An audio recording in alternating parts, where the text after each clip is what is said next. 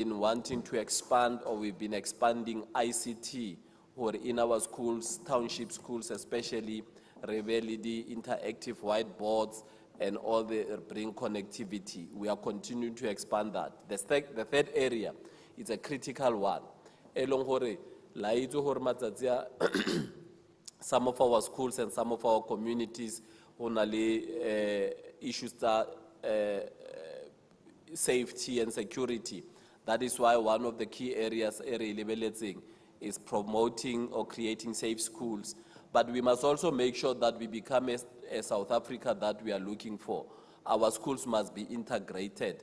We must all live together. We must all be able to learn together. We must all be able to play together. We must all have an identity as South Africans. That is why the strategy is social cohesion, patriotism, and non-violence in our schools. We also said we want to change the landscape, where we would take and make sure that quality education is not only in what you would have called former models schools or in schools that have got money. All schools in Gauteng must be seen to be safe schools, must be seen to be schools that can improve. Unfortunately, for example, we are here more Wedela. We've been trying to get this school to have an improvement. But every other time when you come to this school, you make an investment, people steal things that are being invested here. Now the big question, Gohori, as we create safe schools, as we change the landscape, there are those in our communities that come and steal and damage and put us back on the things that we are investing. We need as a collective to continue to look into that. The last one, we wanted to make sure that we attend to issues of youth. That is why we are running one of the biggest bursary programs outside the National Student Financial Aid Scheme. Many of our young people, once they pass matric, we know that we give them bursaries. Not everybody, those who qualify, but especially learners from no-fee paying schools that are number 1, number 2, and number 3 in their schools that qualify to go to university, they are able to. So those are the 5 broad areas that we had set ourselves. The next slides are just showing you, while we have looked into those things, then as a means of addressing those specific issues. The first issue that we said we will do, chairperson, honorable members, and members of the community, we will finalize grade R, universalization. When a child turns 5, every child who turns 5, who's 5, must be able to get an opportunity into what you call reception year, grade R. The R stands for reception. So we are trying to receive them into the formal schooling system.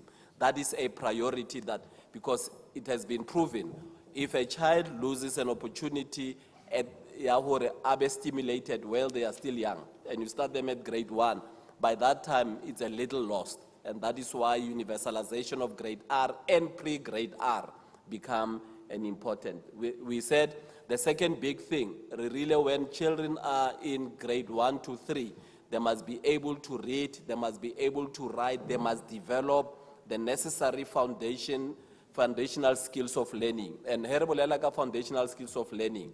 Rebata hore, hengwana abala, since I itute ho bala in their language, since I itute ho kwala, so redevelop fine motor skills. All of these are important for the future development of a child. If you don't address them while they are in the foundation phase, you lose them later in life. And that is why we are strengthening the foundations across all the GET grades.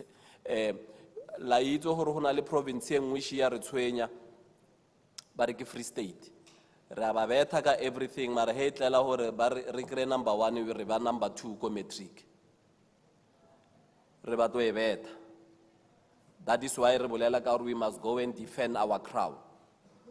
So that every time when we get to the result, Gauteng can be beaten by other provinces. And that is why one of the funds that we use is to make sure that we support the defending of the crown in supporting the FET. We want to increase the number of schools of specialization. Why we came to Wedela? This is a technical school. We want young people in our country and in our province to develop skills that can get them and make them employable and get into employability and begin to also start their own businesses as opposed to being reliant on others. And that is why the expansion of schools of specialization, technical schools, for music, schools for the arts, schools for maths and science and all of that, that's what we're dealing with. And so we also pay attention to learners with special education needs. La itse hore all of us are tshwane. Hona le ba ba nang le health conditions, hona le ba ba leng hore ordinarily ne re ba bitsa re ke di slow learners, and actually they are not slow learners. They have abilities different from ours, and that is why it becomes important for we must pay attention to every child in spite of their circumstance and situation.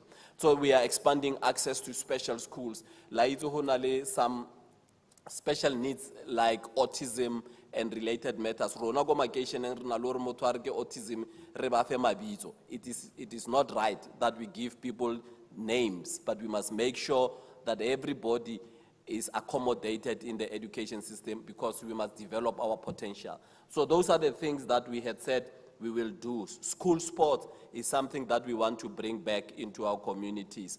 We have spoken about changing the landscape. Gone are the days when you will only find that go Wedela on a swimming pool. A swimming pool can only be found go Carlton Jones or whatever.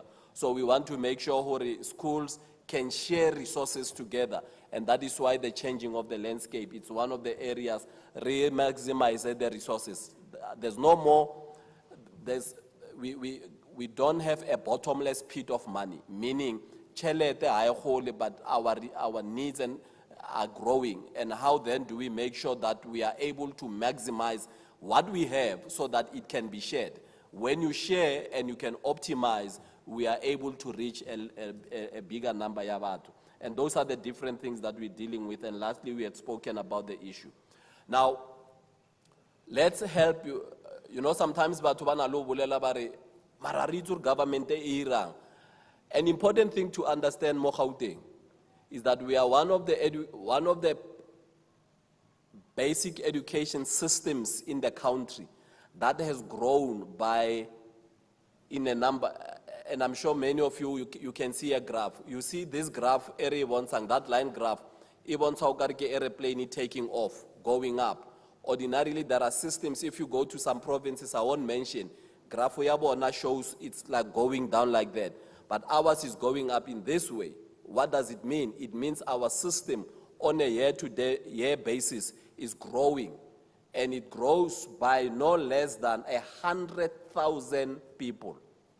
So there are, in Gauteng, every year, for the last 5 years or so, there has been no less than 100,000 new, and if you think of a school that has, a normal school should ordinarily have 1,000 learners, or up to 1,005.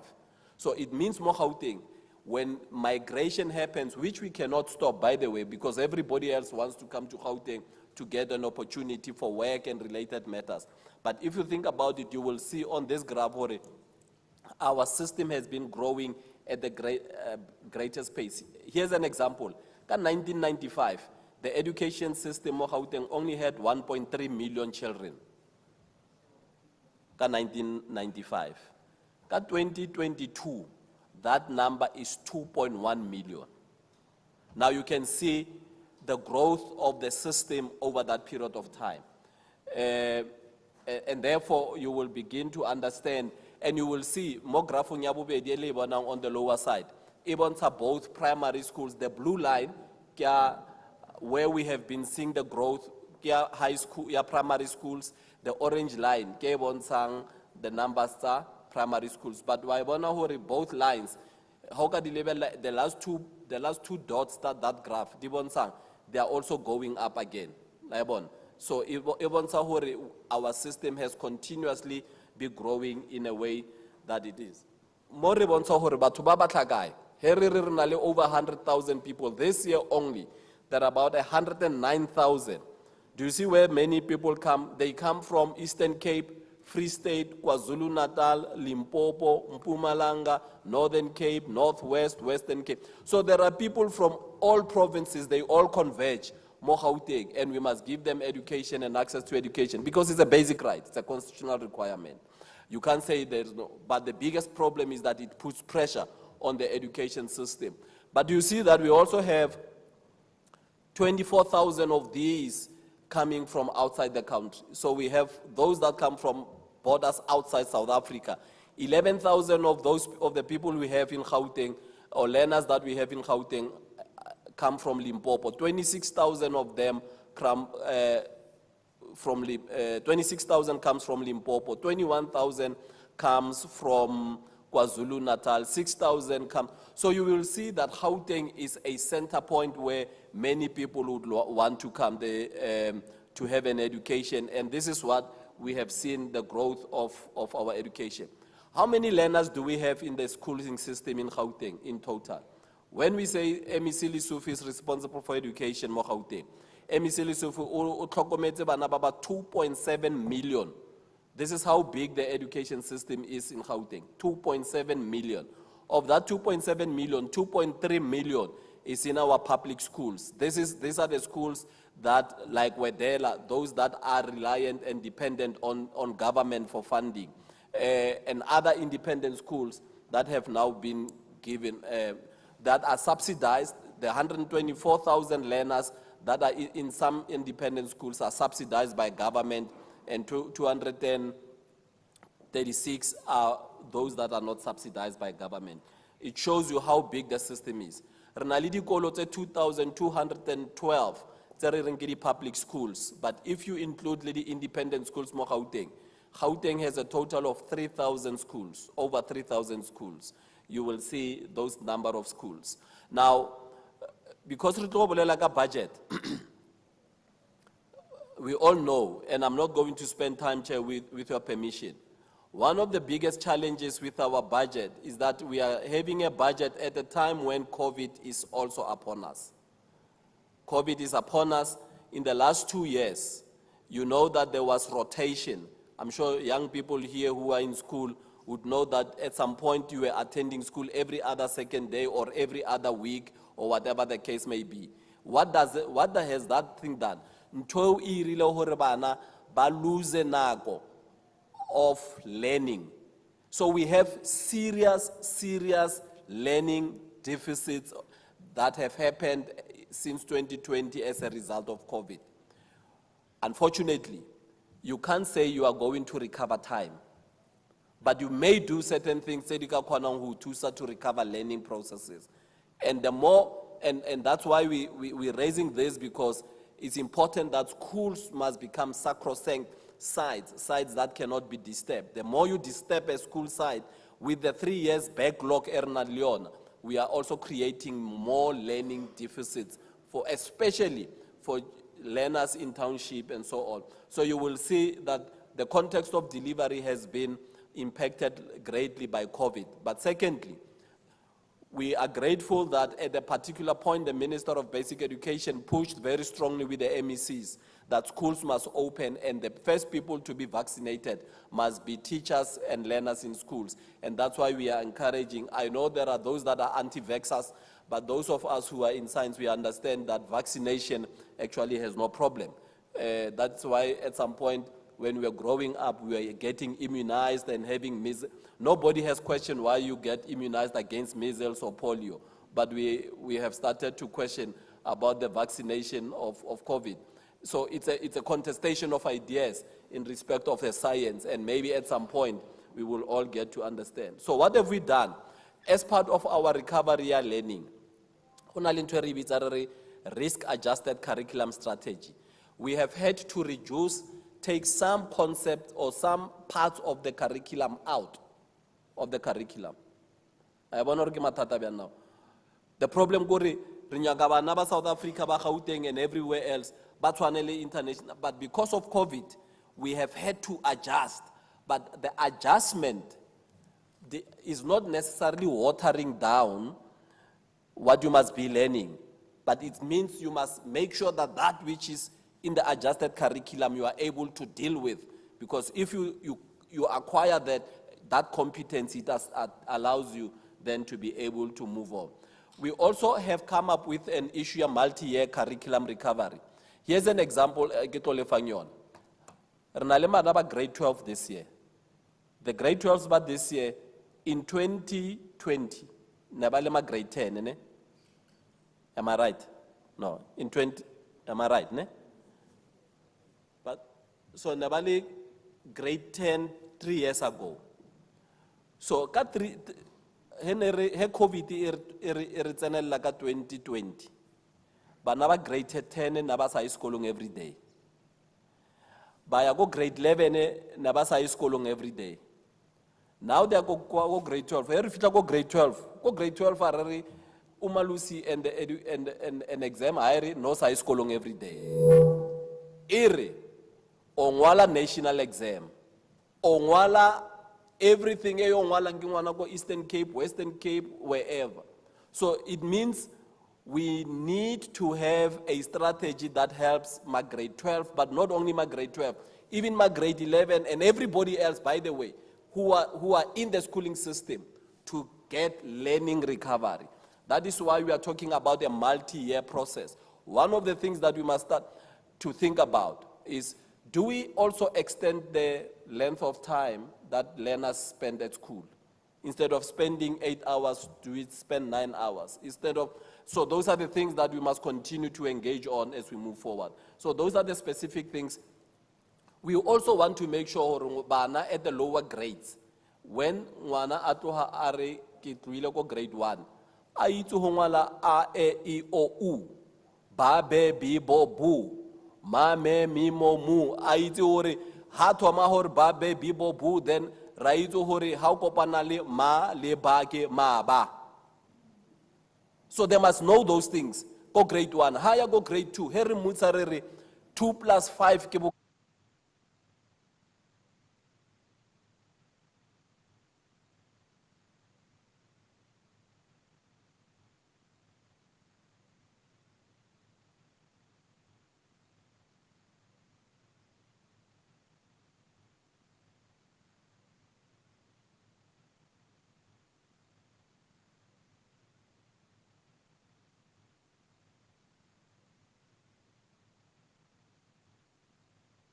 support bana ba rena ba ba leng go grade 12 and in our schooling system.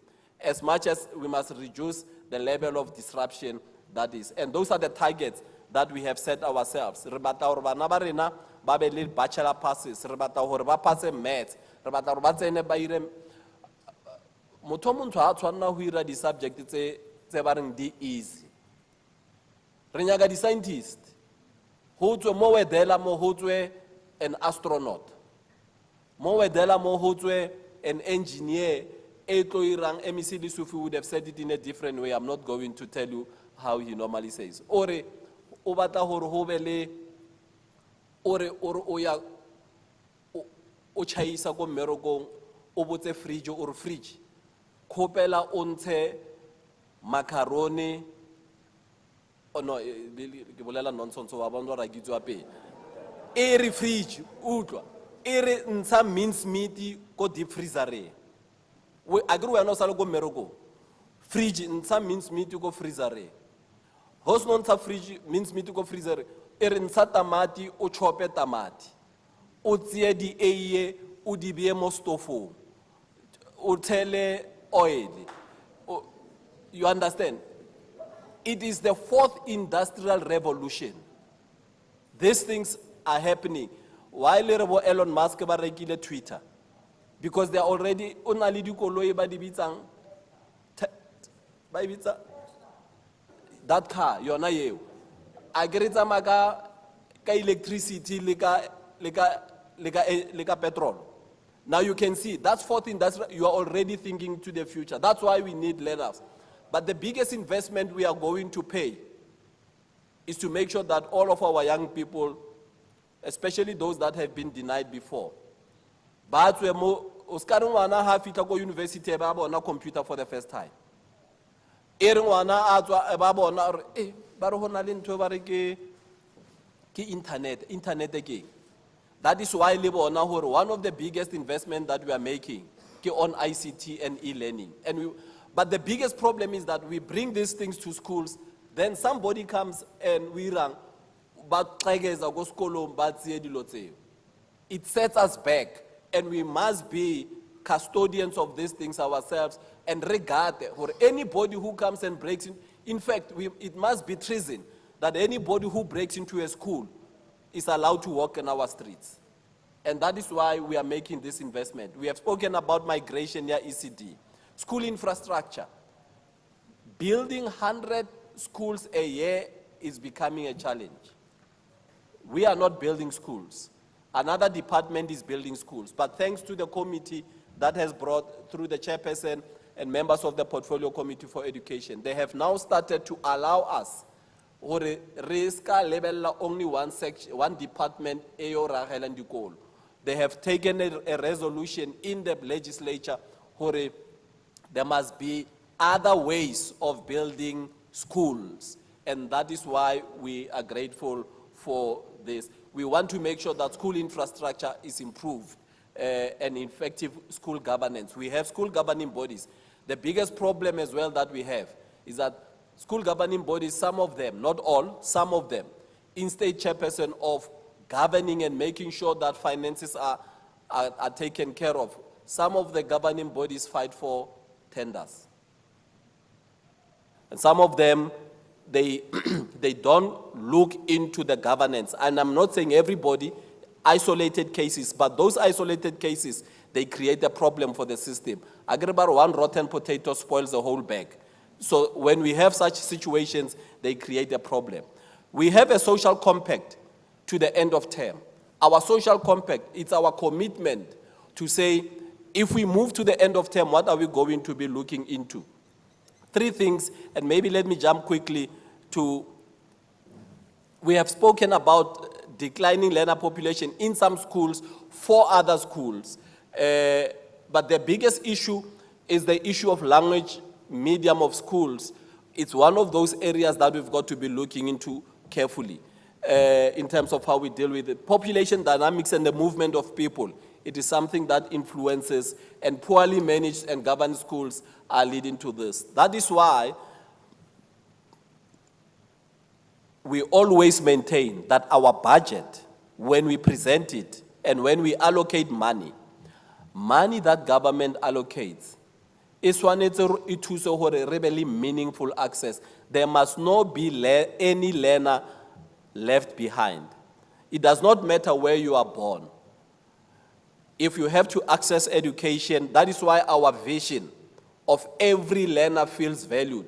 Meaningful access becomes one of those things. The language of learning and teaching is an important thing, but we are also wanting to make sure, the second language of learning and teaching is also to be introduced in our schools. We must make sure, why Vulela Afrikaans, English, Zulunyana, this Xhosa a little bit, Tswana, then other people would not be able to do that.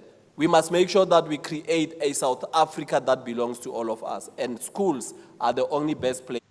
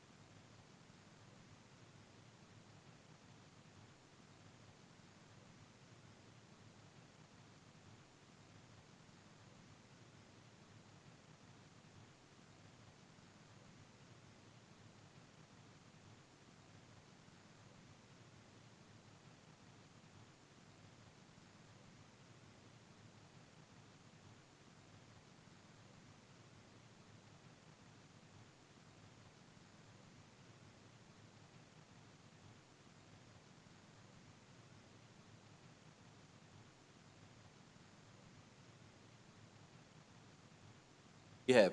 All of these things that I've spoken to must be paid for. Chair, in this current year, members of the community, for this year, our total budget is 59.7 billion rands. It's a lot of money. That 59.7 is close to 60 billion. It is divided into 94.9% or 95% of that, close to 95%, ki equitable share, meaning ki chelete e tswang directly from the provincial treasury, from the fiscus, directly from the province. 5.1% of that 59 billion comes from what we call conditional grants. So heba o fa chelete ba re ke conditional grant, ina le di conditions. But o botsa ba re o ka se berekisi chelete, heba re chelete ke ya o reka stool, o ka se berekisi wa yo reka fan. A conditional grant would put conditions tse leng gore sentse o di meet to be able to deal with that. So 59. Yeah. You will see over the years, our budget has been growing. While we have an increase here, 10.5 for this year, next year, the forecast our budget will only increase by 1.3%. Less than this year, our budget compared to last year has increased by 10% because we were able to show the challenges that we have. But for the outer year, it will be a lesser, projections are it will be lesser than this year. What do we use that money for? And I want us to spend, maybe Chairperson with her permission, to spend a little time to explain to our communities where the money is. The 59.7 billion rands is used, the big amount of that goes to public ordinary schools. Here bolela ka public ordinary schools, re bolela ka schools like Wedela, Carlton Jones and all of those. Schools that rely on government. We pay salaries of teachers in those schools. We provide for subsidy in terms of LTSM. We provide for LTSM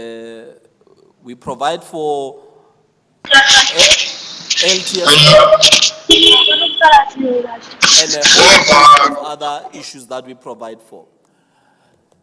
So you will see that 70.9% of 42 billion of 59 billion goes to and this is money that goes directly to our schools, especially those that are in section 20, that's like section 21. But in this, we included the allocation for salaries for teachers.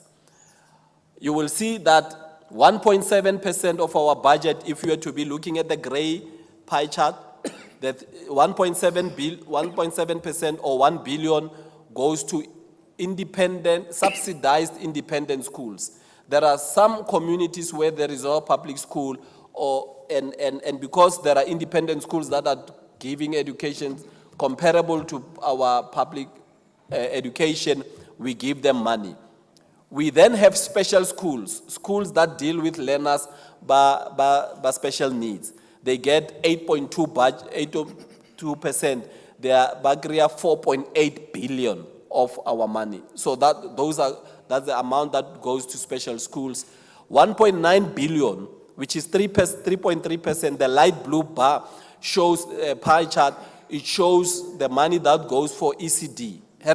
Grade R practitioners and all the jungle gyms that you see, they come from that allocation. We have 1.7 billion rands that is meant for new schools, that is meant for maintenance and so on. Then we're running exams. We all know that we run May, June exams and December exams, as well as other functions. Like the Presidential Youth Employment Initiative, Libo Youth Brigade, and Bursary Program. It is in that program here 2.7 billion rands. So 4.6% comes from there. You will see that 5 billion is what then remains for administration purposes. And when we say 5 billion remains for administration purposes, when we have to be providing for support, the GG cars to district officials coming to schools, they are funded from there. When we have to be providing for telephones, it is coming from there. When we have providing for all other forms of support that may not be directly available mo dikolong, tšhelete eo e tla moo. So that is why le bona hore la bona the biggest amount is that which goes to 42 billion rands of the 59 billion goes to directly to schools, to public ordinary schools, and other schools in public special schools have got close to 5 billion rands. Now, let me further help to explain how this 42 billion rands is dealt with. You will see that by economic classification, renale transfers and subsidies, because and why we show this, go bonsa hore once only a budget, you then start to redistribute it in terms of different categories. Now the categories are want some more compensation of employees. So salary CFO, salary DDG, salary director, salary chief director, salary teacher, all teachers, we get paid from that blue bar, all of us. So everybody who's a public servant, be it a teacher employed by the Public Service and Administration Act or Public Act, or employed by the Employment of Educators Act, that's where our budget, our salaries come from. Goods and services is all other services that we provide to support schools. That's the orange part. And the transfers and subsidies. Now, SGBs, that's Section 21 schools, originally the function to manage the fundings. So 7 billion of this primarily is what SGBs are managing. 7 billion rands.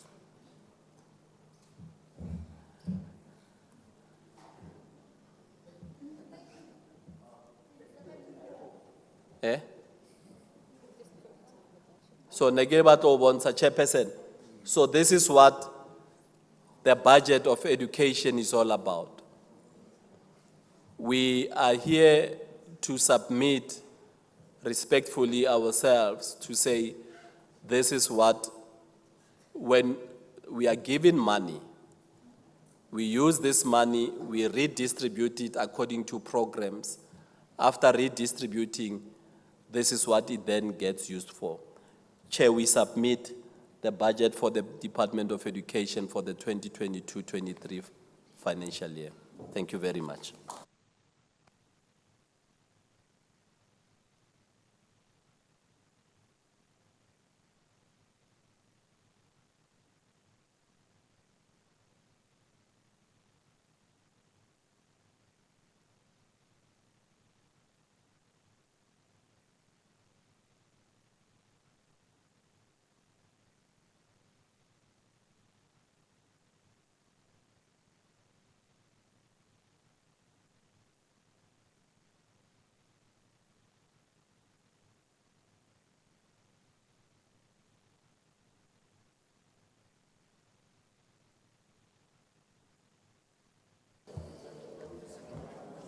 Okay, no, it's fine. Thank you, HOD.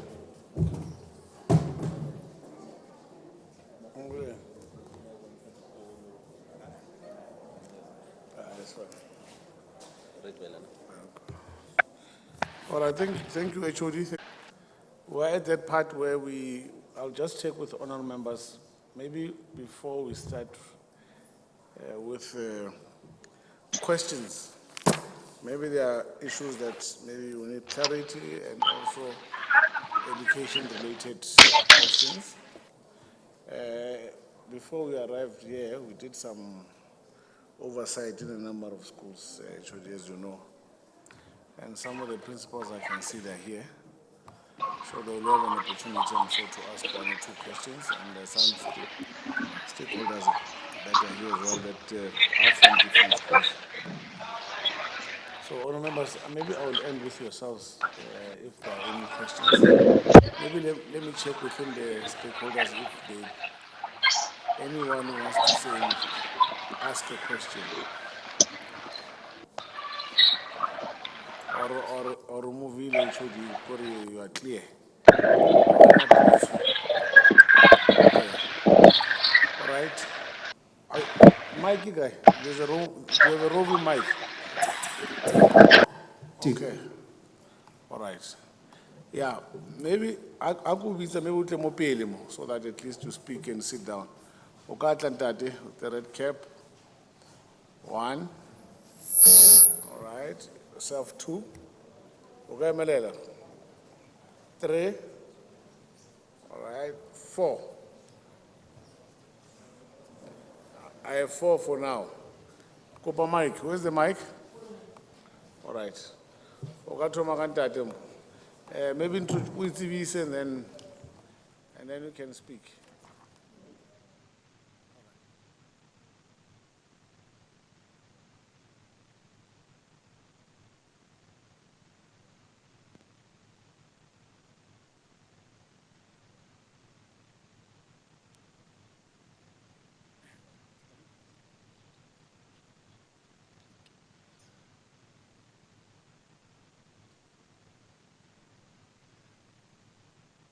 Bontate ke lebese o buang mona. Ke lebese from community ya Forgeville. Ke nna chief whip ya community, seng chief whip ya masepala. Ke bua mo ke tswa ko community eo, and ha ke bua ke tswa ko community eo. Ke bua se se buiwang ke community eo. And ke batla hore ho lona ke a utlwa presentation e le yentseng eo. And I little role ya lona ke o bapala oversight mo executive. Ha ke mametse hantle so. And ke shebile hore mhlomong ka report eo before le bua ka 2022-2023 financial year le tlo e presenta mo rona le tla re bolella oversight oversight role le bapetse mo financial year e fetileng. Re kgone ho understand mo education ngore le spendile jwang budget. Re kgone ho bona because ku utlwa ntse le etsa fela di highlights tsa hore di teacher di SGB di sebedisitse jwang di tjhelete. Ne re lakatsa le ka utlwa hore ko dikolong lona department le signile jwang because hona le mesebetsi e le etsa le lona le di officials ko departmenteng kwa. Ho nona le nako ene ho fumigate dikolo and so forth. A le re bontshe le expenditure ya teng hore mo budgeteng hore le spendile bokae ya ntso communicate dikolo. So ka bokgutswanyana a ke understand le gona ya no le expecta re tse di inputs or le tlo batla hore le a consult or rona hore mo budgeteng ena or le tlise report ya budget e sebeditseng le expecta hore re tse di inputs mo budgeteng e le tlang ka yona or le tlise report ya hore le sebeditse jwang budget e feta gore a ke kgone ho utlwisisa mona hore le sebeditse jwang. La ntse bua ka Sesotho ntate mara ku utlwi because wa hlalosa hantle hore le tletseng mona le expectile mo rona mona re etse di inputs of re etse or le tlo account. So ke yona ntwe ke batla mo e understand eng. Re batla report ya budget or le spendile jwang mo financial year e fetileng before re ka starta ho etsa di inputs ka report ka ntwenye ka budget ya no hore lo e sebedisa yona. Even though hona ya lange ka o botsa mo slide se no bua sa hore lona batho ba di officials ka actually di public servants ka ofela mo province le patalwa ka ntwenye mo column ye blue ye le ka ofela mo hange ka re we break it down re kgone ho bona hore lona senior management le thola eng ene ba bang ba ko tlase ba thola eng. Re bona fela o tlhaise bigger figure as if la ba patela batho ba bang a le ba patele. You see, so we need to understand budget and ya ko kae, who's getting who in detail. Like re le tlo account mo community re kopa le re thuse jwang.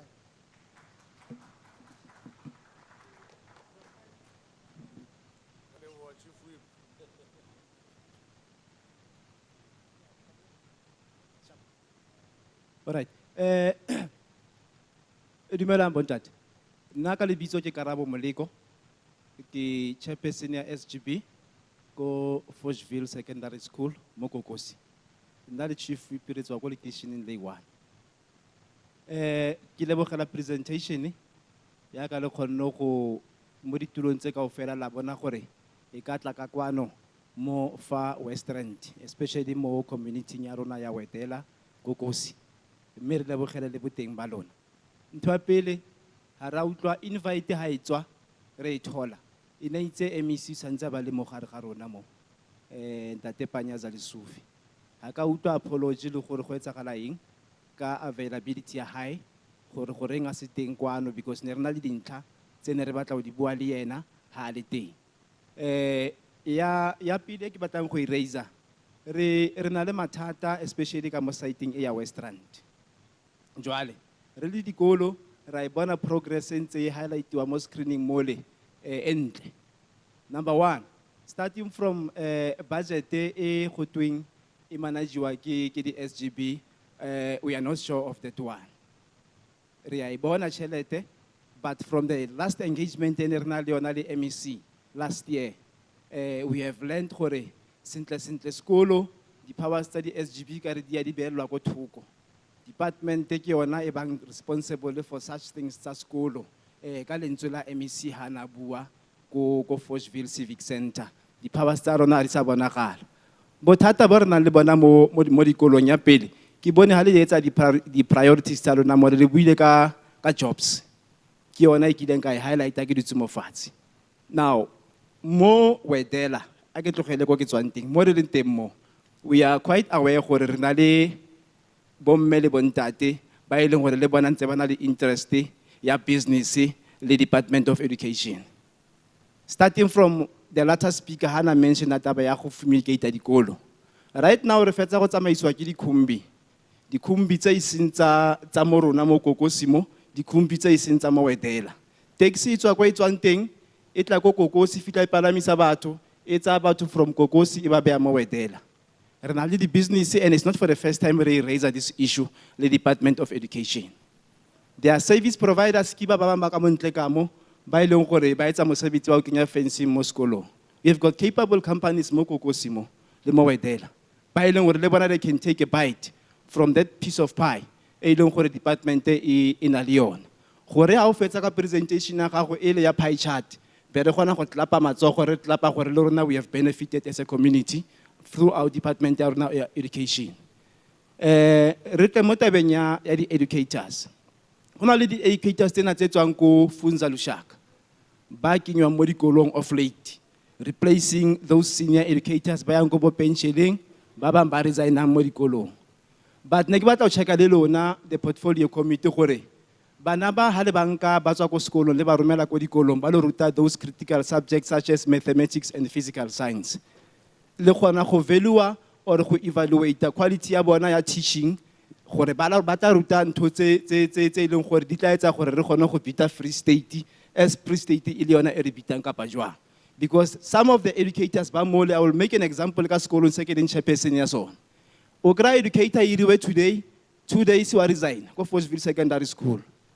Ha o batla o tseba le bakala gore why teacher a tswile mo sekolong ha khone go understand the content ya subject ya isainetseng gore ke tla ke tlo ruta physical science mo sekolong. Re romela gape form tshantse re tlatse GD79 ko department.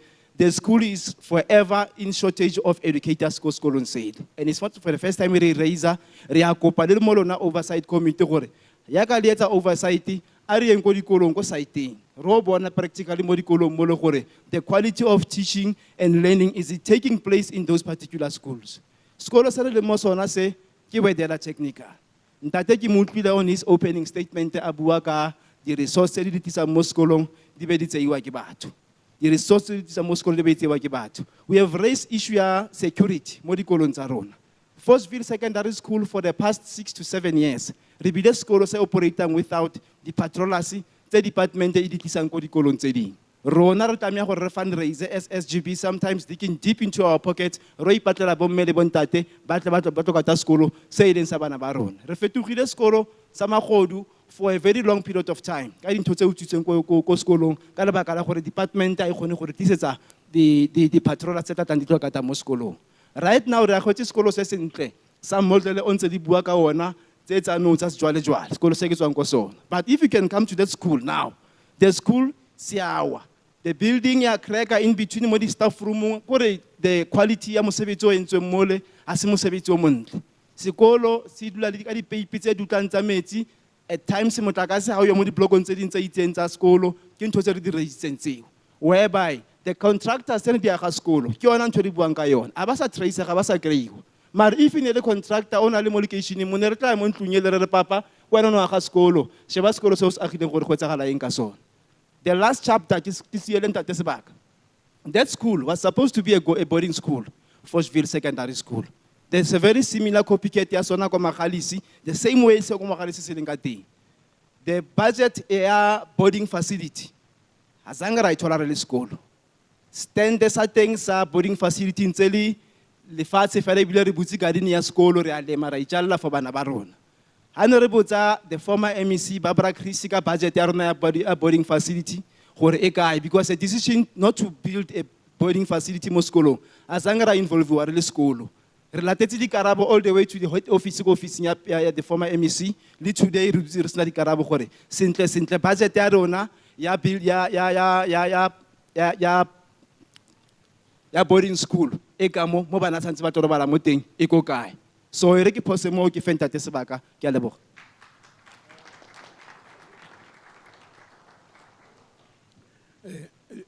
Dumelang. My name is Stephen Mbesi from Kutsong. I'm a CDW. I think I don't have so many questions because of most of my questions are already answered by the presentation itself. But on the issue of asbestos school, I heard the presenter saying that they've already planned for that. I wanted to ask a question on that, but it's already answered. I just want to applaud this presentation to say it is very informative according to my side. It is an informative presentation. I would like this presentation to be accessible, especially it can be accessible in which way, maybe to be given the documents or to be emailed on us or whatever, but it should be accessible to us so that we should go through, since I'm saying that it is very imperative and informative. I've got a concern, since I said I'm a CDW, I think being a CDW, I'm also assisting the learners because they are part of the community. If they've got challenges, they also attend to me to say I've got a challenge. Where I come from in Kutsong, there's a school in my ward that is Hlanganani Primary School, whereby the learners, they are struggling to go to school due to the field that is nearby the school. I think Department of Education is aware of that. I tried maybe to communicate with one of the deputy director of Gauteng. I forgot his name. So that place is not healthy. It is unmovable because of the student cannot move or cannot walk because of Karai man. And then there was a road in Achiwa. There was a road in Constructiva. So it fella, they cannot even jump that. So when they are supposed to go to school, because of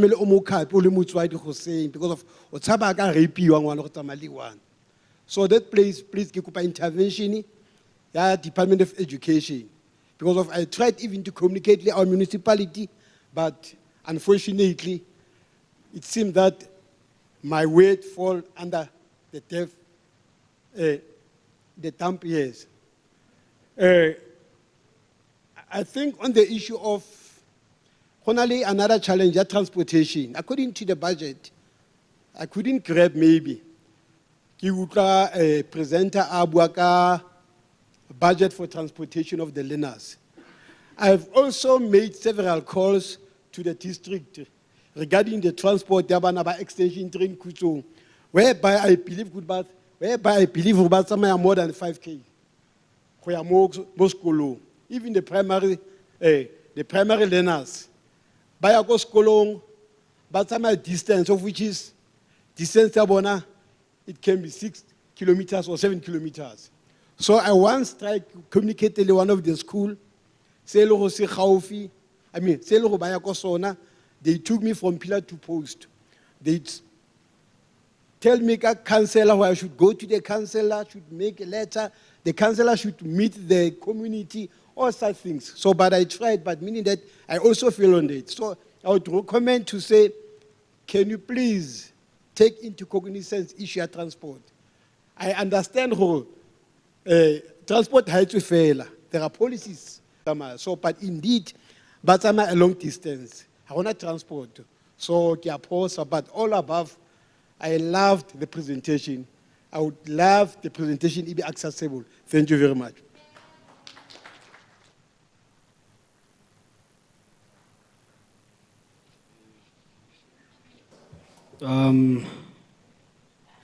Good afternoon to everyone.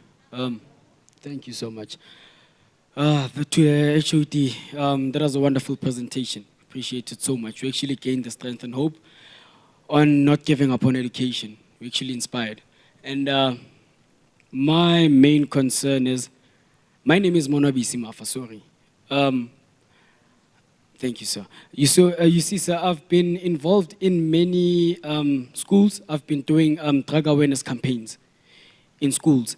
So it happened that we've reached so many schools to a point where we ended up trying to find out what might be the source that these students actually having a lack of a pass rate maybe in their schools, but only to find out that there's a problem with drugs.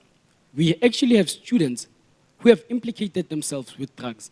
I am a recovering drug addict myself. I might be sharing the same dilemma with active substance abusers. So I know their dilemmas. I know what could be the source, that the reason why we don't actually reach where we want to go to regarding education. Some of these adversities are sourced by drugs. You spoke about billions that have been spent on education. But the way I see things, I don't think maybe it'll actually be possible for students who are actually active in substances to actually reach maybe their potential. Maybe it could be distinctions-wise while they are still active. There is a huge, trust me, there's a huge amount of students who have been implicating themselves with drugs, and they are not actually doing quite well in school. Those are the campaigns that we have been attending. Because I am a drug addict myself. I've been a student. I've even went to university. I've studied my BAA in Critical Care Academy, Queenswood. But now the problem is that I was still active. So whenever I saw a computer, I saw something that I could actually sell to go get that drug. I didn't see a computer as something that I would actually learn from and gain knowledge. You know, drugs are actually a problem in our communities. You cannot expect a student to get a distinction while he's active or she is active on drugs. That's a major problem. Students are facing an escalating amount, the escalating rate of active addicts. That's one of the factors that we are facing in the communities. Some don't even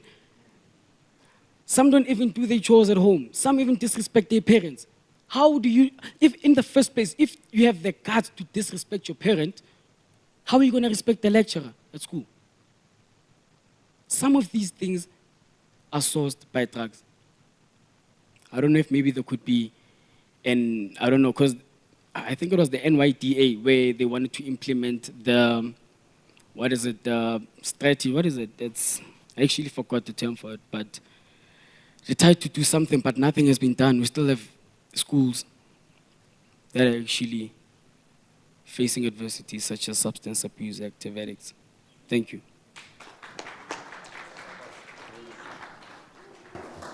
Aram Shapele Matso for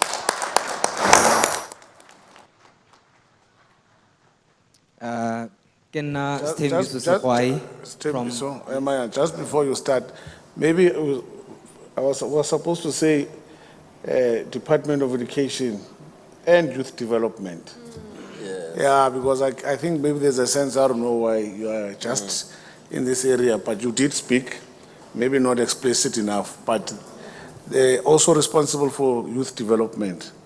So those issues of young people are the responsibility of the department as well. I'd like to observe the protocol first. Medise, Honorable Chairperson, Luena HOD, and your fellow colleagues. As I said, I'm from Magaliesberg. I have questions that I want to ask, and then I also have issues that I would like to raise. My first question, 4.6% on the PYEI, of which is the Presidential Youth Empowerment Employment Initiative, I mean to say. I wanted to ask a question directly to you guys, Jorge.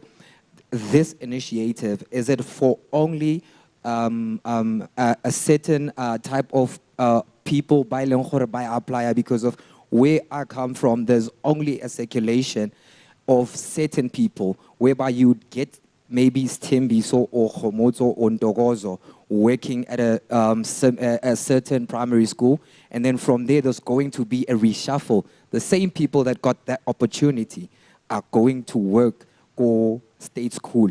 The very same people, Baba Berekileng, for the previous two schools that I've mentioned, they're also going to get another opportunity to work at another secondary school that's in our area. So I just wanted to check, is it a circulation type of hiring system, or is it a youth-based system? That's question number one. And then question number two, I heard that you said the department has prioritized the ECD, but yet, where I come from, not specifically, I'm speaking for Koketswangte. Magaliesberg, we have untrained or unskilled, rather, early childhood practitioners at major rural areas. Why is the department turning a blind eye into this matter? Because of there's a Tswana saying that goes Lojo ale salimeti, right?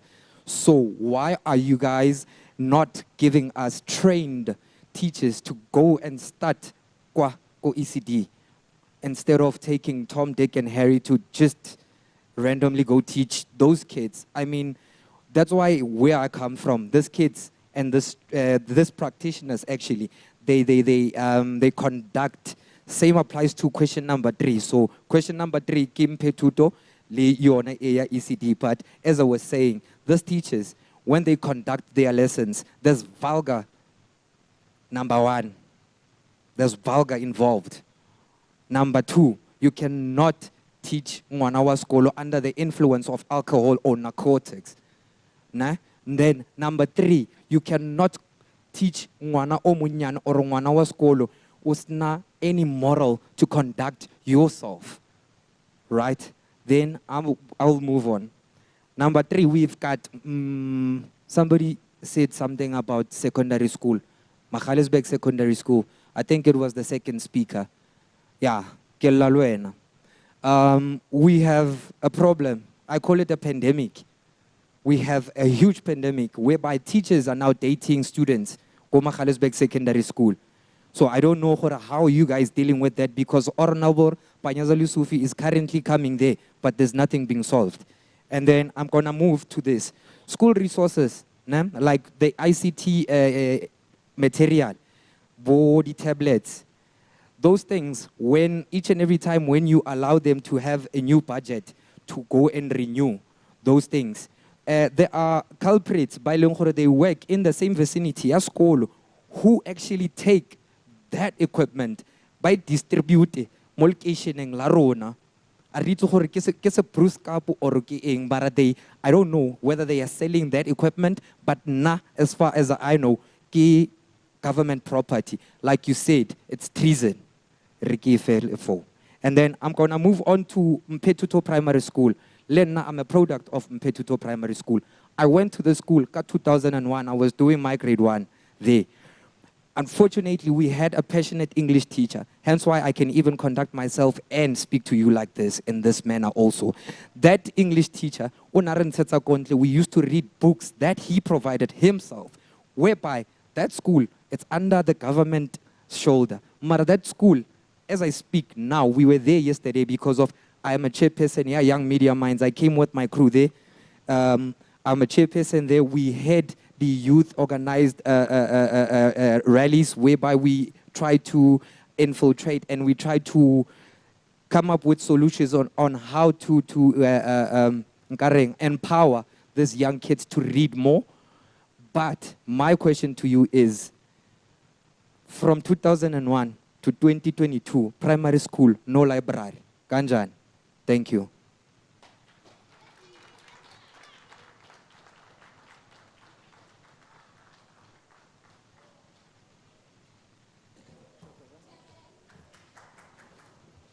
All right, thank you.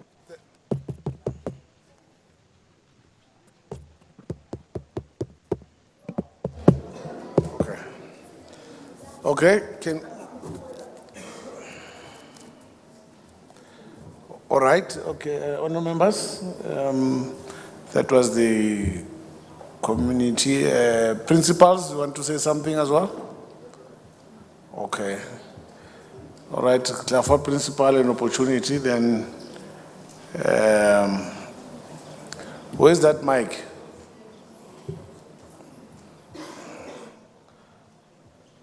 Oh, Luana Mama wa Pamis. Okay. All right. So go on, one principal who's speaking. You are fine. Okay. Yeah, I think I have to speak. It's a must that I do speak. Good afternoon, everybody. Protocol observed. My name is Lolo Mutlamunyane, the principal of Wedela Technical High School. I'm the host principal. I was too excited hearing that the portfolio committee is coming here at Wedela Technical High School, because I thought this will provide us an opportunity to engage with all stakeholders and all role players within the same roof. Because from where I'm seated, we are here today, it looks like everything is well. There's electricity in the hall, simply because the school has reconnected the electricity itself, not the department. We didn't have electricity the beginning of the year. And the HOD, from where he's sitting, I understand HOD, you are receiving reports. So I'm saying I'm excited. Everybody's here, the CFO is also here. The reports that you are getting are saying there's things happening on the ground.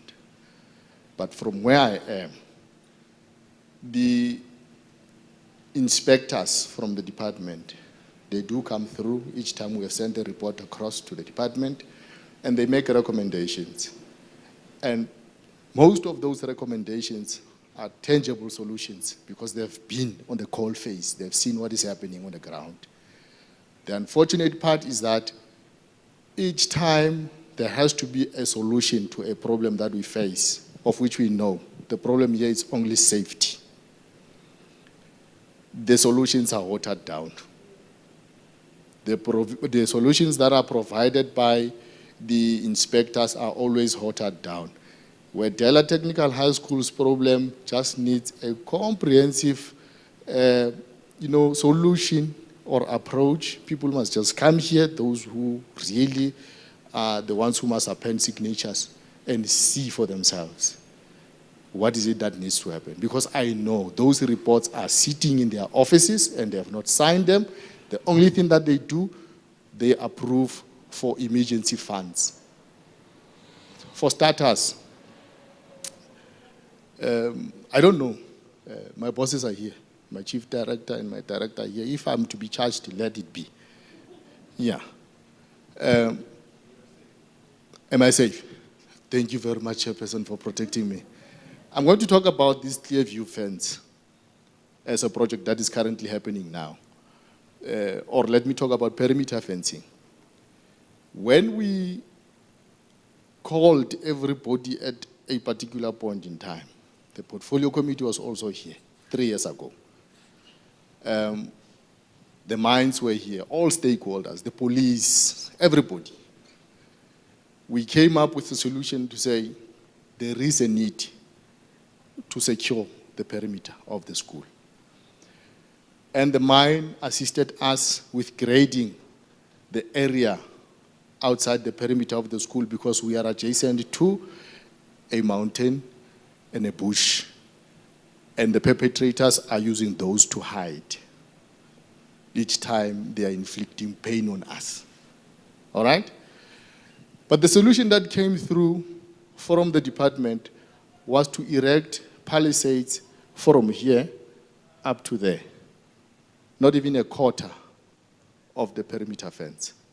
And they left those palisades as they were with an old fence. It became more porous. It was free for all, a highway. Okay? Now, the clear view is here. They are erecting a clear view fence for the perimeter fencing. The clear view, the scope of work these guys are doing, they are taking it and joining the palisades. It's not going to encompass the entire circumference. It will join the palisades, which already are not providing proper security for us. Now, the question should be asked, because you do have engineers, you do have inspectors, what is it that they've written in those reports? I know, they discussed it with myself. We have requested a wall to be erected that side of the school. Then we can have any other form of fencing because this side is a bit safer. There's a lot of movement. But that side, there's a need for a reinforced wall to prevent all these things that are happening. We're sitting here for 4 years now without electricity. And as you speak, HOD, you remember last time you chastised me, I had to come and account for being a Section 58B. And it's because of the morale of everybody in the school. Teachers are resigning, they are leaving. Learners have lost the morale because all these things were happening in front of us. Initially, we knew it was Zamazamas who started taking bigger cables and the 2 transformers that we had in the school. But currently, because we've allowed this to carry on, it's Bonyaope.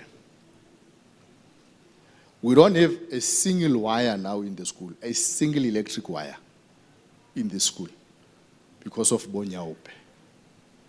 You can look at the school, it looks like a prison now. We are trying with the SGB to put up barricades and everything everywhere, coming up with interventions and innovations, but we are not winning. So I'm happy that finally, the powers that be, those that have to sign, when reports are put on their desks, they are here today. And I will wait, please. I would love for all of them to take a walk with me once this meeting has concluded, so that they can go and see the extent of the damage in the school and maybe be able to see this at first hand. Yeah, let me not get carried away. But I'm happy that today we are sitting with everybody here. Thank you very much.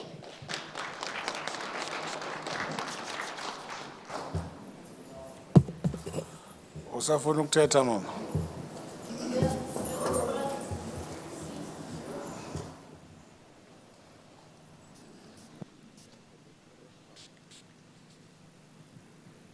Middag allemaal, mijn naam is Glennis. Ik is van Randfontein, ik is een ECD principal. En ik wil net een rechtstelling vragen, alsjeblieft. Ik weet niet, ik recht gekeken op die pijn nie. Het ek gezien is 1.9 voor ECD teachers. Nou wil ik net weet, is ons 0 to 4 years ingesluit by by die budget van 1.9. Dit is net die regstelling wat ek wil weet asseblief. En dan wil ek net vir die man wat gepraat het van die practitioners wat nie ge-educate is nie. By ons ECD's, wanneer 'n teacher begin by ons, moet die teacher van Matthew Kununu afkom. Sy moet hy moet hy NQF level 4 het om in jou daycare center te kan werk. Dis hoe ons werk. En dan wil ek net vra, op die oomblik is ons budget vir 2022-23 ingesluit, want ons het dan nou nog niks gekry vir hierdie kotte, vir die kottelinie. Dankie.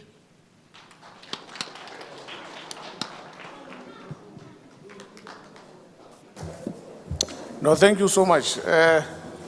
Honourable members, do you want to take it? 024. Yeah, can I invite him over? Okay. Honourable Sang, you want to say something?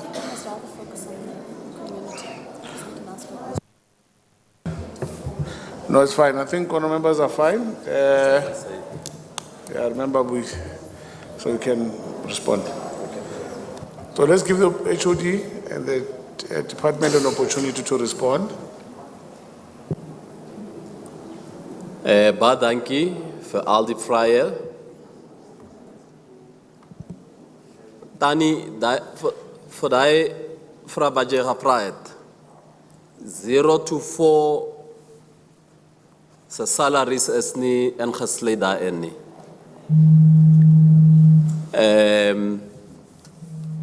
The only people that would have covered for now would be grade R.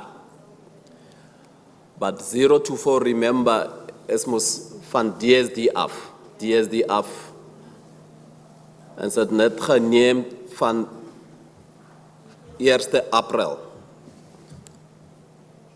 So going forward, we shall be looking into the bigger scheme. But for now, daai wat gebeur het in die past, bly net so. Ons is saam. That's it. I wanted to let you know that I can speak many languages.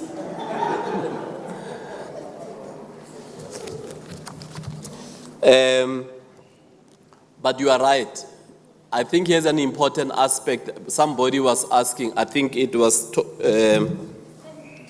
Stembiso who was talking about trained ECD. In our ECD, and the MEC for Education has been very clear, we don't want somebody to wake up and say, I want to be an ECD. MEC says, I can be an ECD practitioner. No. You must first have the love for children, but 2, you are then taken for training. We provide for bursaries, as a matter of fact.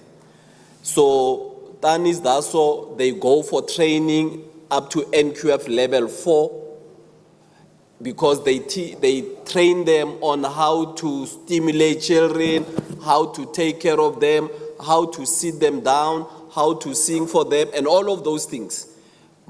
Fine motor development. So we do no longer agree. ECD has always been a private run program. You will wake up and run a program, but it is being streamlined. And that is why there's a big project now where we are asking, and it was happening through the Department of Social Development, the Vangisali program, where we are advocating that all ECDs must be registered. And the reason why we want them to be registered is so that they are on the database, and we may then know when you take your child to a care facility, an ECD facility, who are the people in that facility. Remember, it is not only about taking care of children in that way. We also don't want people that can abuse children to be ECD minors and so on. So that is why the registration process becomes important. Principal Wedela, remember when we were at the section 58B, I decided not to even. Section 58B is when principals of schools that have underperformed come before us. And we account and we talk one-on-one. And when the principal came before me and I asked, because Wedela was one of the lowest performing schools. And I asked, and he told me that he was from Wedela. I said, I will put your school aside. Because there are bigger problems. There are more investments that have been made at this school to what, but the district also knows. But you have said something profound today that I had never known, that there are many reports. So we must go back to those reports. And we will go back to those reports, because if we have reports that have suggested certain things and other players in the mix of things don't play their part, it creates a problem. So we will have to go back to, and maybe let me give you an opportunity to send me, if you have any of those reports, to send them directly to me, because I must look so that when we come back the next time, the honorable members must then hold me accountable for not having responded. But let's get those reports. But we will also go back. The district director is here, and the district must also give us the reports of what was suggested. And clearly, I understand the biggest problem here is the safety and security plan of the school. That's primary number one, the primary reason. But secondly, it is also an encouragement of all of us. You know, despite the situation of safety and security, there are communities, we need to get the community to start to take ownership. I'm sure we may know who are the people that come into this school. How do we allow, as a community, that people must continue? Our schools have become targets, soft targets, and it's not only here, it is throughout. Anytime when it is school holidays, we shiver because we do not know how many other schools are going to be targeted. Something must give in South Africa to allow this level of lawlessness. And I'm raising this because honorable members are here. They will also help us in this particular area. It goes then to the third item that Thembiso was raising. No, it was not Munwabis, because before we respond to the big issue that Munwabisi raises is drug and substance abuse. Respect their own parents. So there are problems that come from the home and we bring them to school. There is very little that teachers can do to change they can only try, but if even from the home front there is no level of discipline, it will create a problem.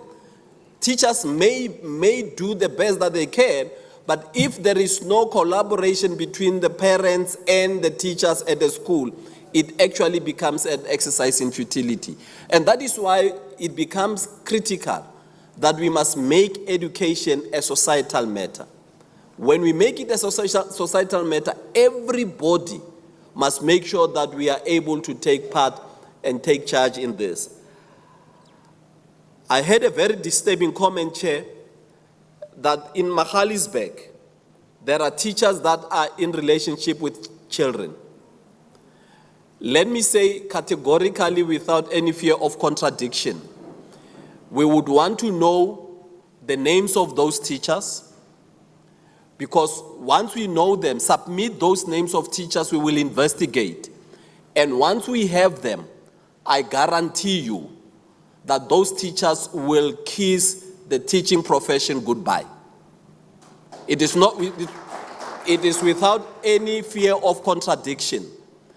If any teacher touches a girl learner or a boy learner in an inappropriate way on our facilities, that teacher will immediately get expelled from our schools. We don't want teachers that prey on young people. And please, where you have that information, make it available. Let's also be careful that we would have to investigate. And where we have investigated, we will put that teacher through the normal disciplinary process. But I can guarantee you, Where we have found teachers having done similar acts, those teachers are out of the profession, and that dismissal does not even allow them to have a 5-year cooling period. Anything of sexual offense, it does not have a cooling effect that after 5 years you come back. They are banned from being teachers again, because we do not want anybody to prey on our young people. So please provide us with that information. Let me go back to the training of ECD. We do provide bursaries for ECD practitioners. And as we move along, we hope that there will be more that will be, and in fact, the committee had also asked us, I think we're sitting over 2,400 practitioners that were receiving bursaries, am I correct? Subject to correction, but I do know that the number may not be as exact, but it is in that context where we can confirm that the issue has been there. Stemiso raises another important issue about Petuto Primary School, of that it is becoming an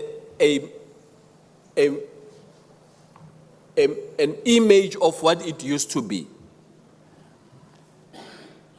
Director, what it means, in simple terms, is that there may be a school rises and falls on its leadership. I'm sure we all agree.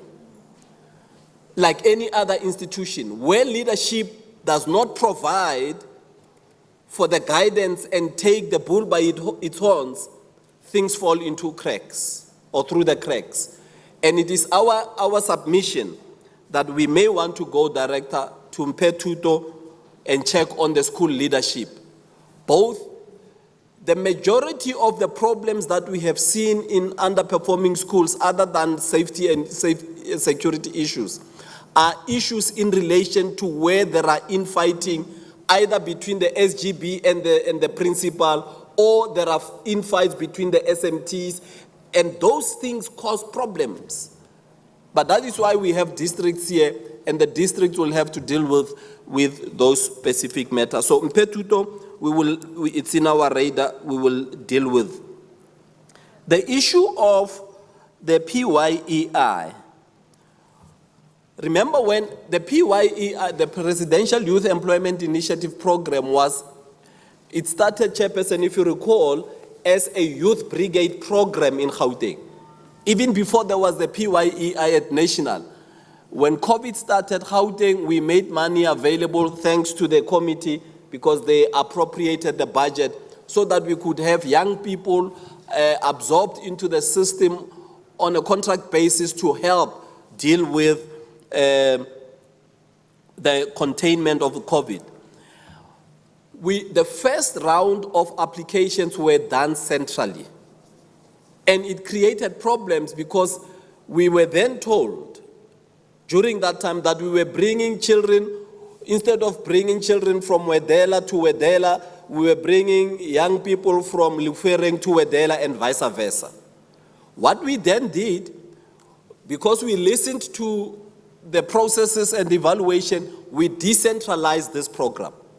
And in decentralizing the program, we then expected that those at the local level, you know best. But it now suggests from that question or that statement, it may suggest that there may be instances where this has also created another loophole of jobs for pearls. SGBs and principals of schools must make sure that this becomes an open process and it is not reserved for children of X person because he's known. As a matter of fact, let me give you an example. As the HOD for education, even if my son also qualifies to get a bursary if they were to apply, I can't get them to apply for a Gauteng education bursary because I work for the department. I may get him to jump the queue. So it's in the same vein that we will expect that when somebody is a member of the SGB, you need to have the values that then say, don't get your children there because there will be a conflict of interest. And it is in that context that the values in education that Munwabisi was talking about also begin to permeate about the type of society that we are. so that we don't then start cutting corners. So we have looked into this matter. The issue of drug awareness, I mean, many of us are on social media. And you may know that about 2 weeks ago, if not 3 weeks ago, MEC Lisufi had to go to a school in Leondale called Leondale Secondary. I'm told, and we are told rather, that there is a new program, and Charles, youth leadership, student leadership must begin to also bring this back into the system, where I'm told that there is a what, Wednesday? There is a Wednesday, I'm told, and we are yet to determine. They say in schools that young people bring Zols, and they say it is a what do they call it? A Weed Wednesday. We are told, we have gone to schools, and through searches and seizures, we have found young people with Zols and other things. But they bring, these things don't come, they are not at the school, they come from home. Space cookies, in schools we don't bake. Those space cookies come from the community. And it's important that we must take charge. I think this, and unfortunately, in the majority of cases, honorable members and colleagues and members of community, these things happen in the black community. Not that they don't happen in other communities. They do happen, but in the majority of cases, and it's about time that we must get our values back. In terms of when we grew up, we knew that there was respect, that there were certain values and cultures that we kept as a community, and I think we must go back to those type of basics. So the Weed Wednesday, it is something that we must get rid of.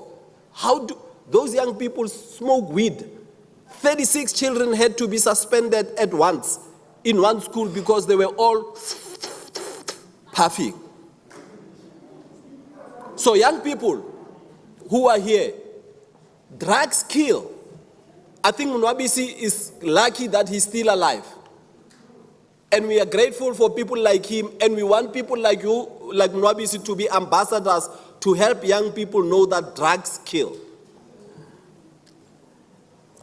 The transportation that I forgot the name, but from Kokutsong, Kokokos,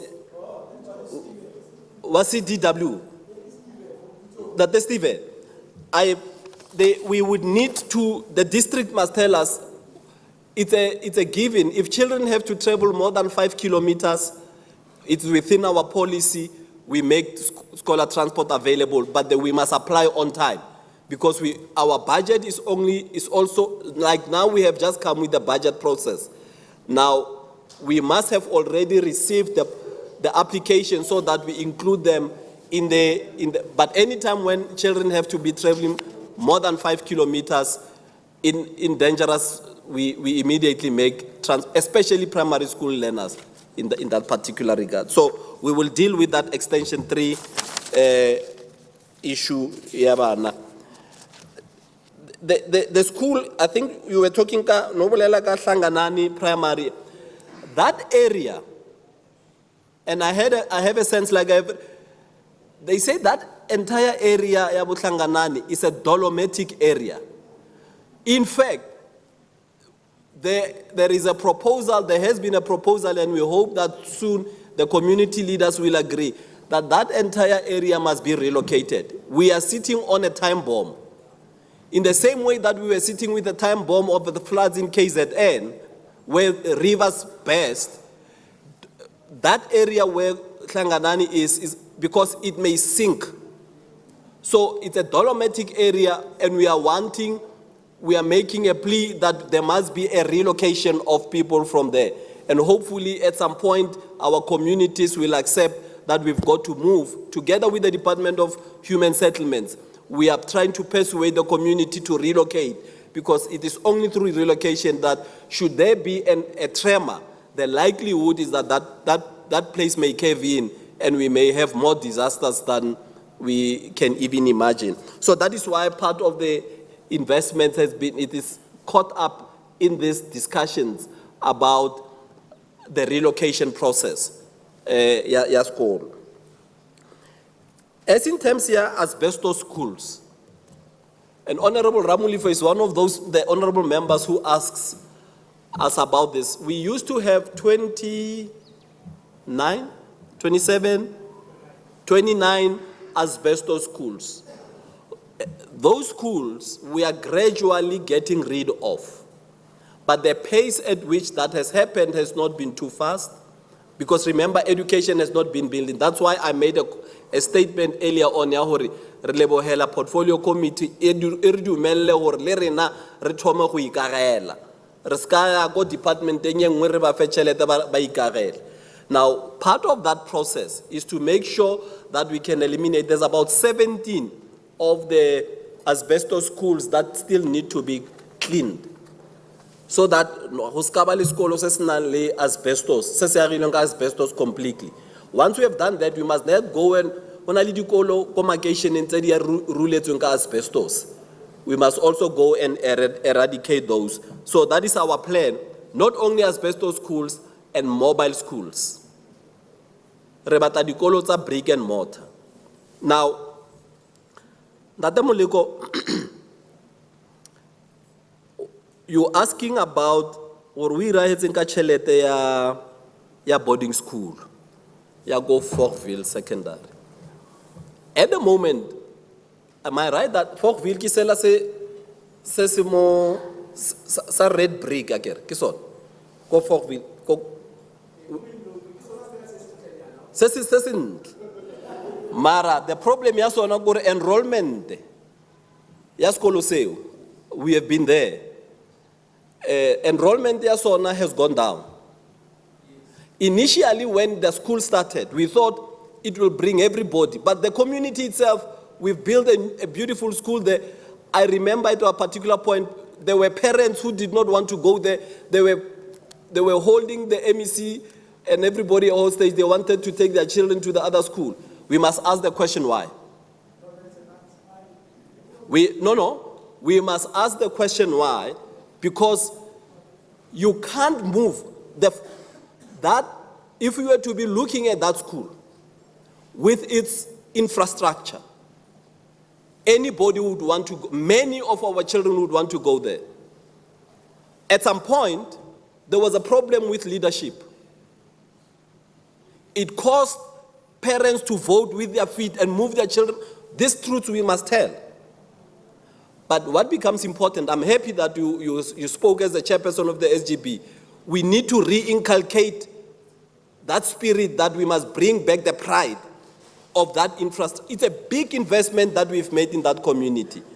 For now, the amount of money, there is no justification to build a boarding facility because of the numbers. The school is not sitting at the level where it can justify. In fact, there are communities that need schools than they would need boarding schools. But should it be that there can be an increase in enrollment and it creates that level of increased enrollment, it's a matter that may be considered. So the budget was reallocated in simple terms, and reallocated only because the numbers were dwindling. Remember, one of the reasons we were giving on the presentation, we were talking about rationalization of schools. Typically, had it been that that school was in another place, we would have rationalized it. But because it is in the area, Forkville, where it is, and the population size there is not as big, it can only be consistent and concomitant to the population size in there. Ordinarily, we would have been considering closing the school or repurposing it for somewhat, and it is something that we will consider. But we will come and engage with the SGB in respect of the repurposing of what that school may need to be, Director. Because if the SGB speaks in this way, it means they also have the view that we may say, does it become something else? What is it that we don't have in the West Rand area that we can turn that school to become the center of excellence in that way? Because it's a big investment that we have made in that particular community.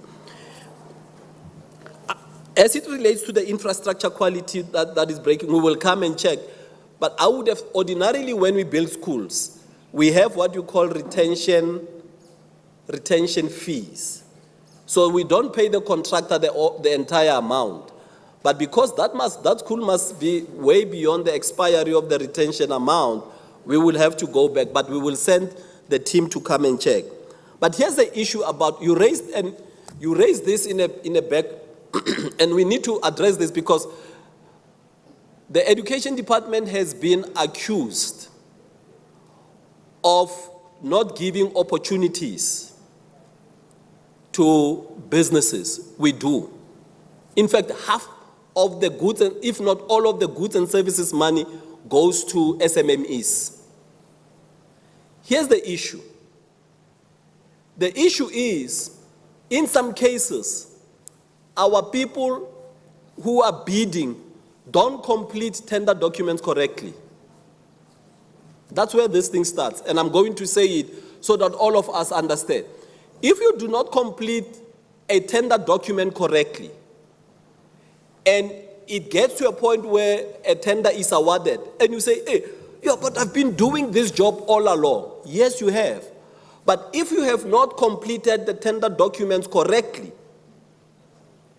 you get disqualified. Because if I put you, or the committee recommends that we appoint you, I will stand, the law requires me not to have what you call irregular expenditure. Now, people that have, if you include in an award a document that is not meeting the standards, it's a tender. And we award you. When the Auditor General comes, they will say, you have awarded this person, they did not meet the minimum requirements in terms of A, B, C, D on the document, and what happens? That is irregular expenditure. We get punished. In fact, it can get to a point where an irregular expenditure can be termed material. And when it is material, they say the one who caused the material irregularity to occur must repay the money. So we must help our people, all of us, those that are in small business. We need to take everybody along so that people can complete those documents. That is why recently, last week, the Premier of the province signed to show that we support local economic development. The Premier signed into law the Gauteng Township Economy Bill into an act. That is a demonstration of the commitment of this government to make sure that we can get businesses at the local level. So I hope I've explained. I know that you brought some of this in a different way. The department does not stop anybody from doing business, but let's make sure that we all comply with the rules. The SGB powers only get taken, the majority of our schools, I think there's only about 198 schools, if not less, in Gauteng, that are not Section 21. But all of our schools, save for the 198, and even then, those that are, you may be a Section 21 school with some of the functions, but where we pick up that you are not managing specific functions properly, we remove them. But in this case, all of our schools, that 7 billion is what is transferred to schools. So I would be wanting to understand, Hallery ko Fortville Secondary, you were not getting, you don't have SGB powers in terms of finances, what that means.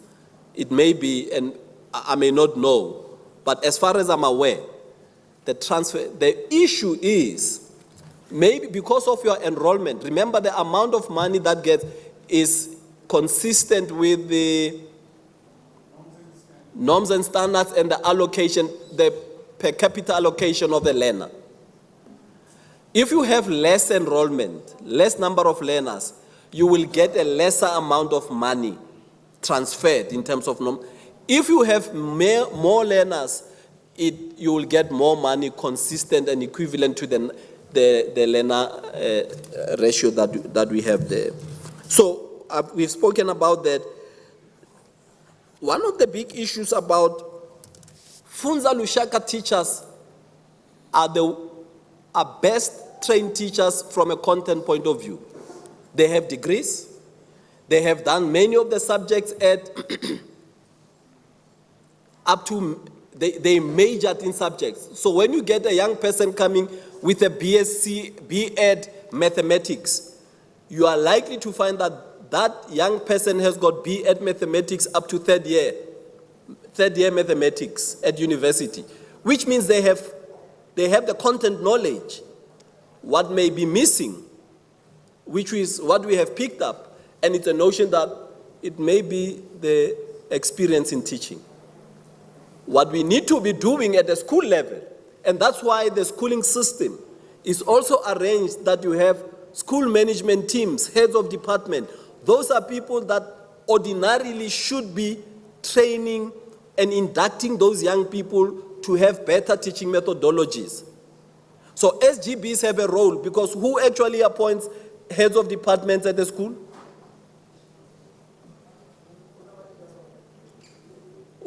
Who appoints heads of department at the school level, subject heads? Who appoints them? SGBs. So the SGB puts a committee on recruitment, and you then make recommendations. All of these things are localized. So the big issue is, let SGBs and principals of schools make the right recommendations. Oftentimes we make these accusations, and yet the decisions lie at the local level. Where we don't make right appointments, it creates a problem. So I wanted to indicate that the appointment of SMTs, heads of department, and those related are functions that are delegated to the SGB. The only appointment that I make at head office level is the principal. And I know that some SGBs are fighting me for managing gender equality, and I shall manage gender equality. Gender equity will continue. You cannot have a situation where you only recommend male principals. South Africa has both males and females. Honorable Hassan, I'm sure you will agree with me that women principals deserve to be appointed. And many a times we make recommendations of people, and you find that there are good women principals. They have been teachers, but SGBs recommend men.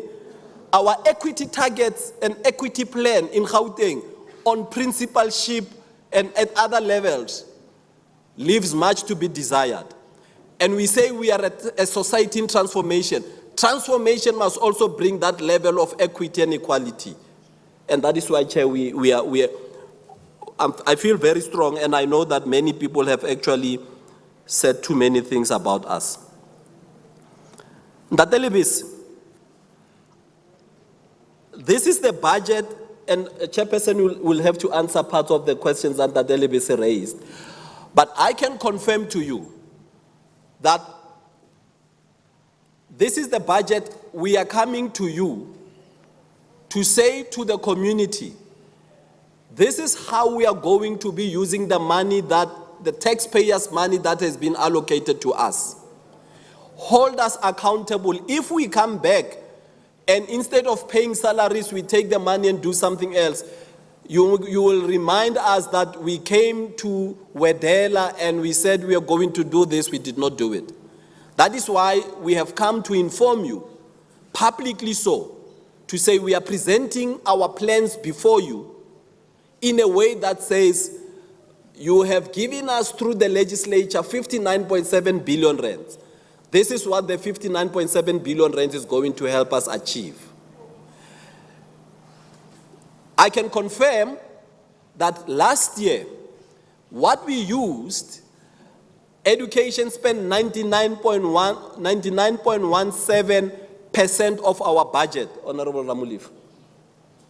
99.17% of the total budget has been spent. We are now entering a period, we are in the period of audit. Because the Auditor General is now in the department to check whether the budget that we had has been used in line with what we said we were going to do, like we are doing at this particular point in time.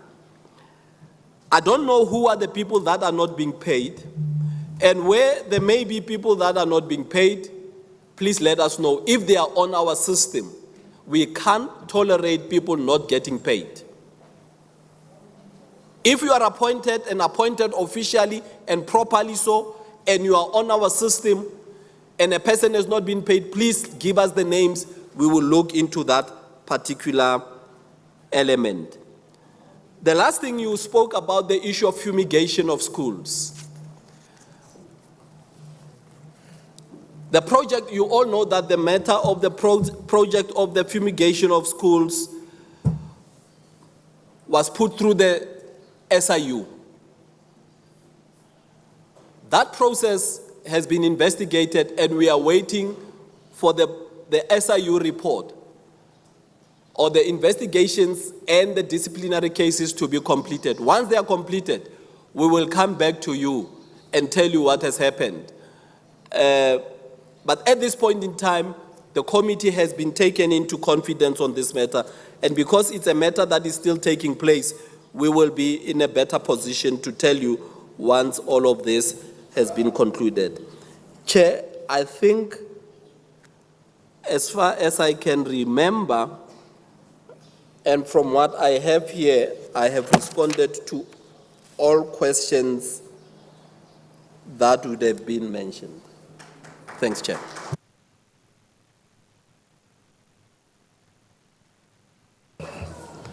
No, thank you, HOD.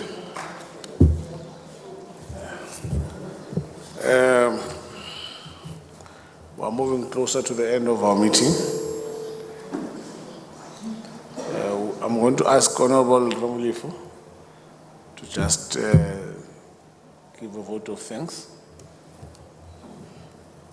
Or Honorable Hassan, you want to say something before? Okay. No, thank you, Chairperson. I think there's a hand chair. I don't know whether it's still open.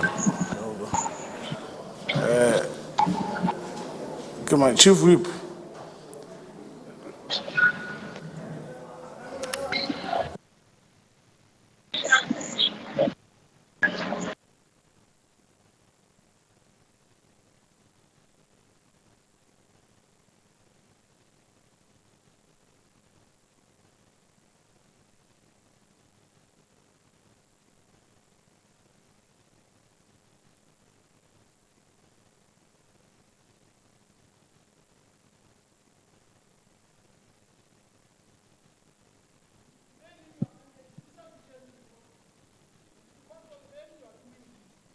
Okay, Chief Whip.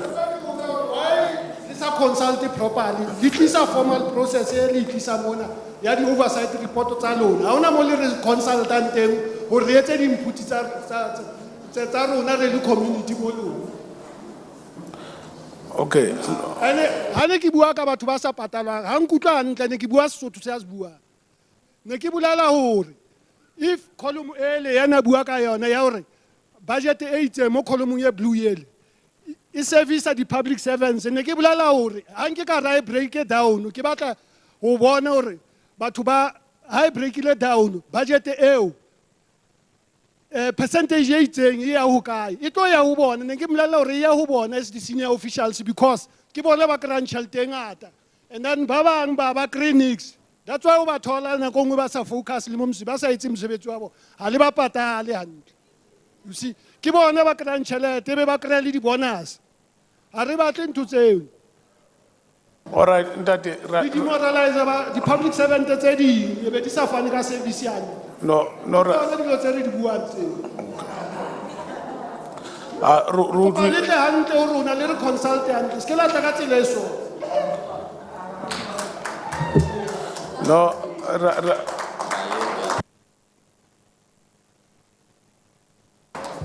no ra le bo mogala Rokwele. In fact, a re tswa ka mo HOD o gaufinyana o tla sepela le ena. Le fetse dilo tsa lona. Honorable Ramulife. Maybe let me, before Honorable, the Chief Whip obulela ka the IDPs. You must let me as well, Chair. IDP belongs to another sphere of government, the local government. We are at the provincial level, but part of our mandate, and remember education, because we may also, it's important to also understand it in the framework of government.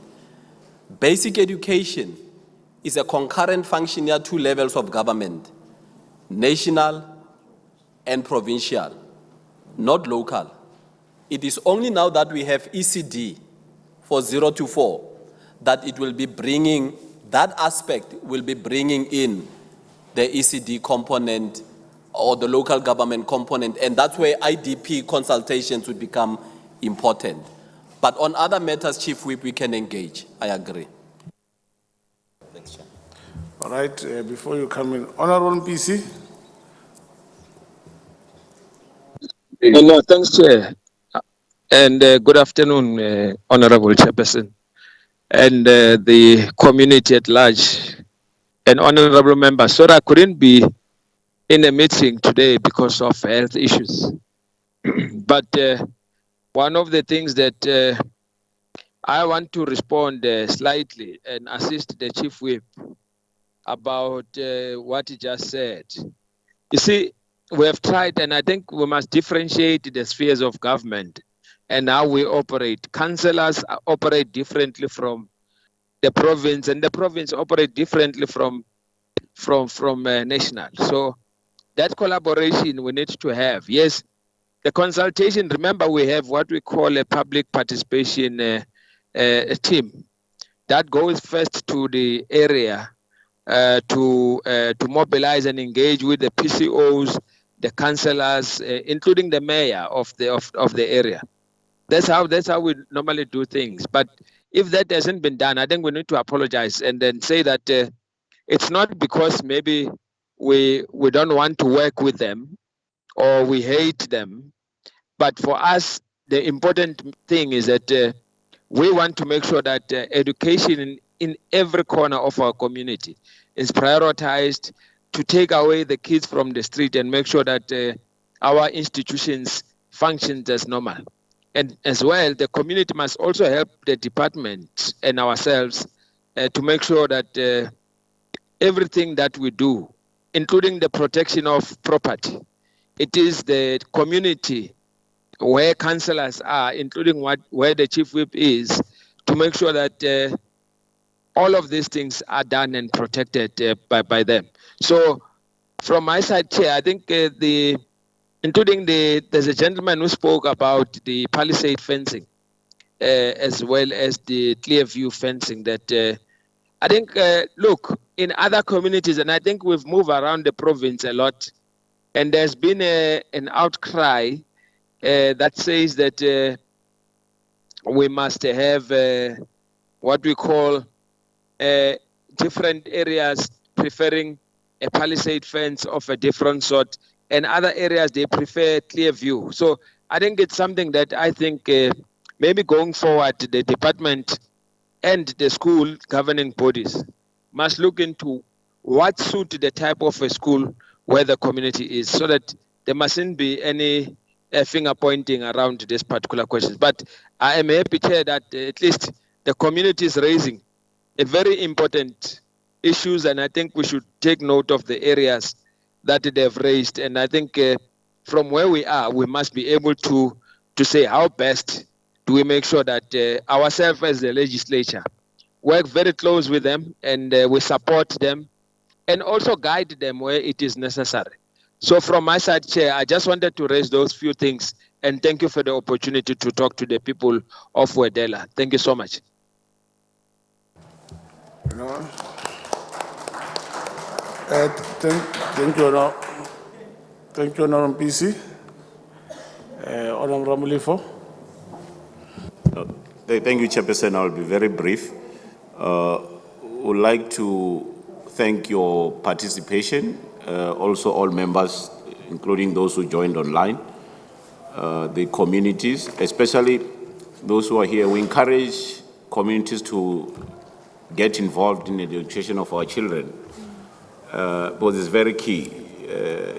You know, when you see kids or when you see young people roaming around the street, it must be your responsibility asking them why they are on the street while others are in class.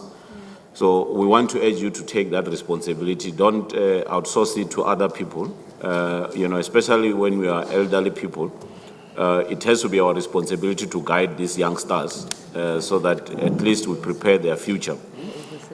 We want also to oversee whatever the HOD has presented here. It's also your responsibility to see that this is basically your money. It's just put in the department's hands. So it's your responsibility to see if they're saying they're building a class, it's your responsibility to see whether that class has been built and it's of good quality. But there are ways of engaging the department, not banning what has been built and then you demand more. That's not how we engage. We want to encourage you to participate. That is why we have got democratic processes. This type of meetings, which we always have, they're meant for that, to engage and questions department for whatever commitment they've made. Even when there are no commitments made, you can make proposal of what the department can look at so that in the next financial year, whatever you come up with can be considered going forward. So in those few words, we would like to say thank you, and we're looking forward to engage with you going forward. Thank you. Okay. All right, thank you. I don't want to say much. Meeting agenda. Sepelang handle.